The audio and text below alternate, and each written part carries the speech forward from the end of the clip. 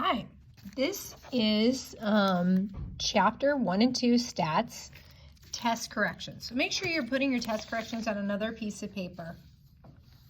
Okay, so the first question, if you missed it, we're going to go over. And what I'd like you to do too is if it still doesn't make sense, make a note on the paper, and then I'll just try to incorporate more practice questions like this in the lesson. So it says you measure the age in years. Okay, so we talked to 1,400 women and we asked, what's your age? Did they answer yes? No? No, they answered their age. My age is 43 or 2. Well, I'm not sure. Anyway, I think I'm 42. Your age is 16, right? That's a number, so that's a quantity. They want to say how many variables. Okay, so it's a quantitative variable. But notice it's changing depending on the age of the women you talk to. Now we asked 1,400 women, how much do they weigh? I think I weigh about 130 pounds. I think my daughter weighs 105 pounds. If I talk to another woman in the hallway, maybe they'd weigh 145 pounds, right? These are quantities, so it's a quantitative and it's changing quantitative variable. Marital status. If I ask most of the kids in class, single, married, divorced, are you single? Yes, no. Married, yes or no. Divorced, yes or no. Widowed, yes or no. This isn't a quantity, okay? So these are categories, but notice it is a variable. This is what we're allowing the categories to be, and they change. That's a variable. So I'm counting 3 variables, so the answer has to be C. Please write out this to help you understand 3 variables. Okay. Next, it says a stats teacher asked 29 students in the class how many minutes did they spend on their homework. The distribution of the variable time on homework is what? Okay. So we talked to 29 students and we asked how much time did you spend on your homework? That's the only variable. So would they say yes? Well, hopefully not. We asked them, pretend you actually asked 29 students, and what kind of answers to the question do you think that they said? All right, I spent 5 minutes. I spent 35 minutes. I know making these videos, I probably spend 12 minutes a video and I might have to make 3 videos. So I spent 36 minutes. This is the variable. And if I ask 29 people 29 students, I might get some people that say none, some people that say 5 minutes, some people that say 10 minutes, maybe more people that say about 20 minutes. Maybe that's the average or most common. Maybe a half an hour. Right? So 5, 10, 15, 20, 25. Maybe somebody said, oh, I spent 45 minutes on that. What are you talking about? A couple people said that. This is the distribution. This is how is it distributed? SOCV. We use this to describe the distribution. The shape of the distribution, the center, anything unusual, and the spread. Okay, socks. Anyway, anything outliers, SOCS. Sorry. Okay, so which one makes sense? The difference between the longest time and the shortest time, that's not the distribution, that's the definition of range. A description of what the values take on and how often that happens. That's this picture I just did. A description of the values the variables take on. They took on a 5 and a 5, a 10 and a 10 and a 10. The description of what the values took on and how often it takes them. That's the distribution. An average is one way to describe the distribution. An average is one way to describe a distribution. The number of students who were asked is just the number of students we asked, right?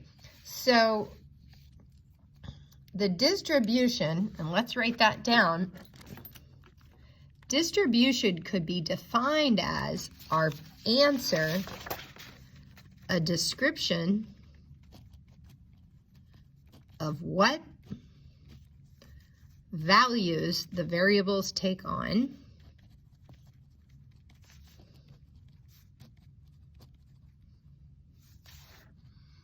and how often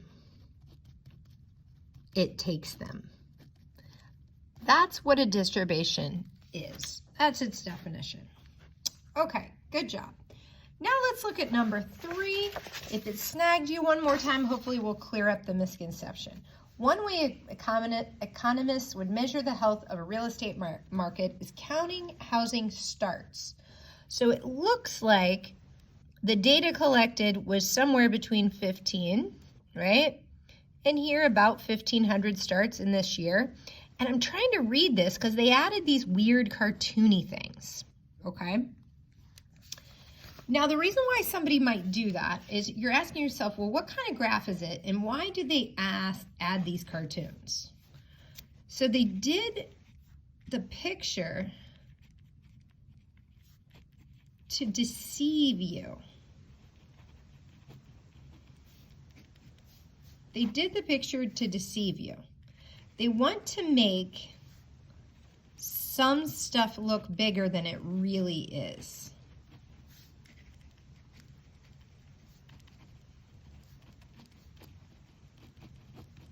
Okay, well, what do I mean there? Well, let's look at the little dot plot I made a minute ago. If I made the width of the answer 5 minutes spent on my homework, if I made the width of that dot 4 times as wide, it would make that category look a lot bigger.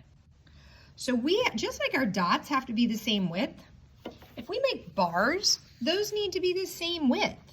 So if this is a bar chart, and I'm not sure what this thing is, but whatever it is, it's got to have the same width, doesn't it?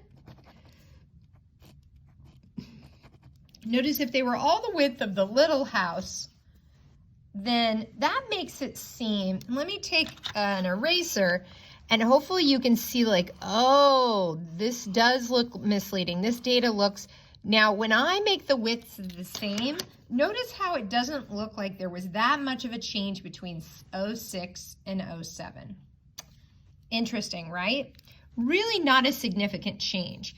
But when I manipulated the widths, it totally changed what we were thinking. So the answer is using proportionality sizing of histograms is exaggerating the difference between the years. So it made it look like this one was much higher than that, even though the top of the house wasn't that much higher than the top of this house. So how do we collect this? Again, so I just kind of take your notebook paper. If I make a really big house, and then this house was narrower, and this house even narrower, and this house just a tiny little stick house, right? This looks so much bigger area-wise versus if I just make them equal widths.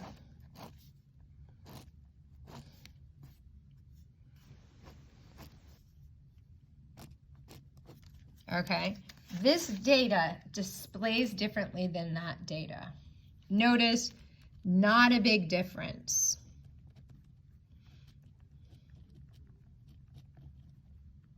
Visually, because it's not really a huge difference numerically.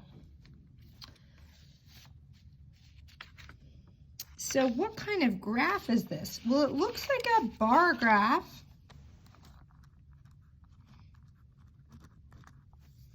Because in a way it looks like they just put these into categories, not time.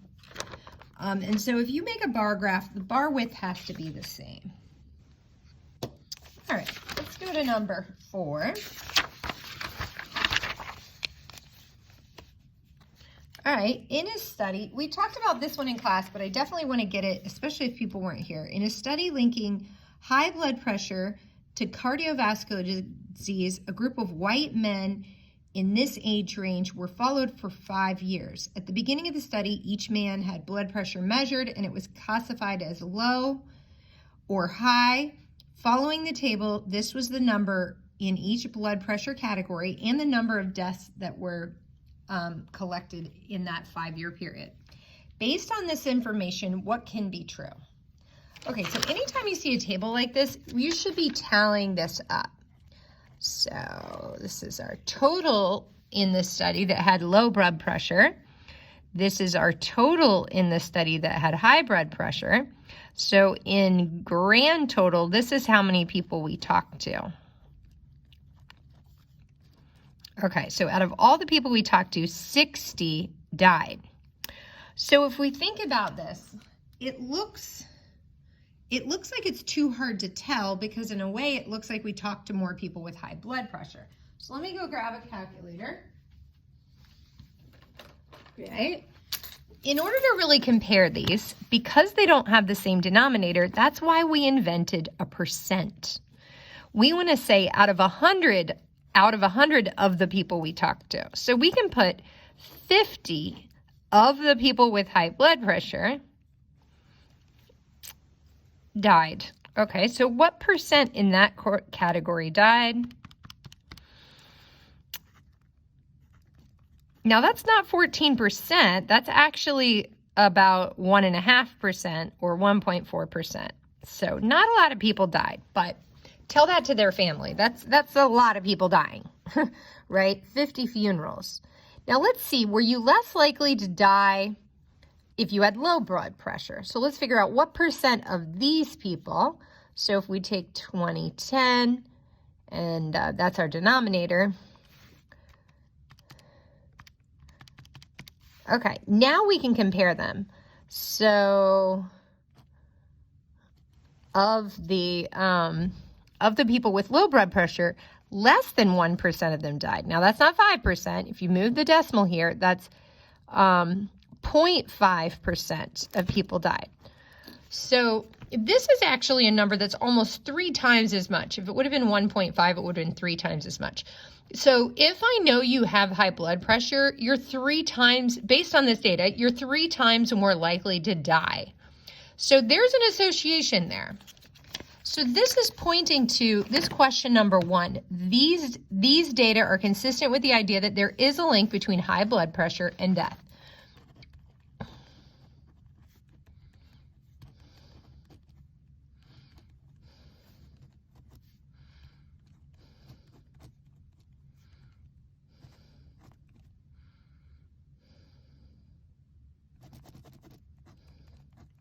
Okay, so why? Yes, there is a link because 0.5% is not equal to 1.4%.